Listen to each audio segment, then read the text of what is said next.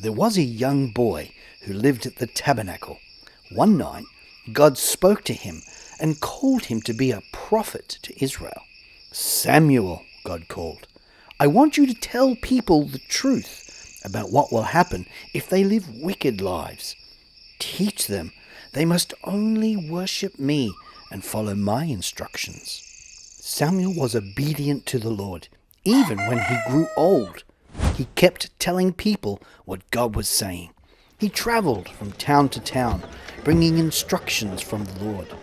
But people grew tired of hearing from Samuel, so they asked Samuel to find them a king. "Isn't God your king?" Samuel asked. But the people wanted to be like the other nations. So Samuel went and found a king to rule over them. His name was Saul, a good man who stood head and shoulders above all others. Everyone was excited to have a man king in Israel. Saul then gathered himself an army to protect Israel from their enemies. Under Samuel's guidance, he would ride out to victory, making all Israel a great and powerful nation. But Saul ignored Samuel's instructions. He would charge into battle instead of waiting, and hide instead of fighting. Saul took matters into his own hands. Now Samuel went out to Saul on the battlefield because God had had enough of this disobedient king.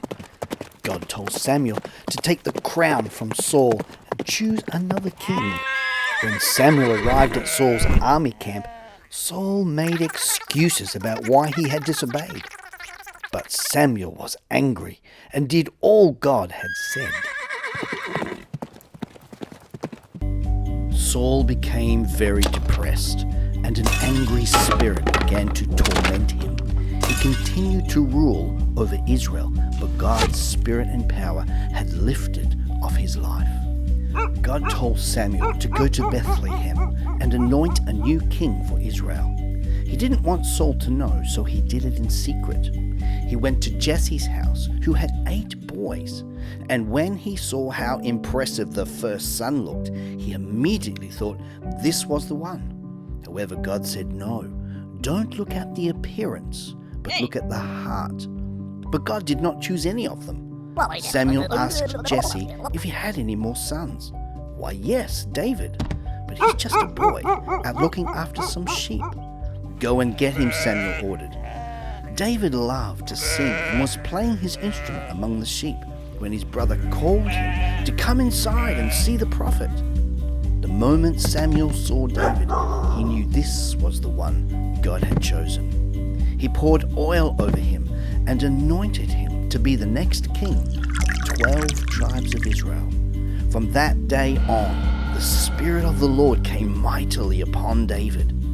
Now Samuel chose David because he had a heart after God's own heart, the heart of the real king, who rules forever, because God is a king, the King of all kings.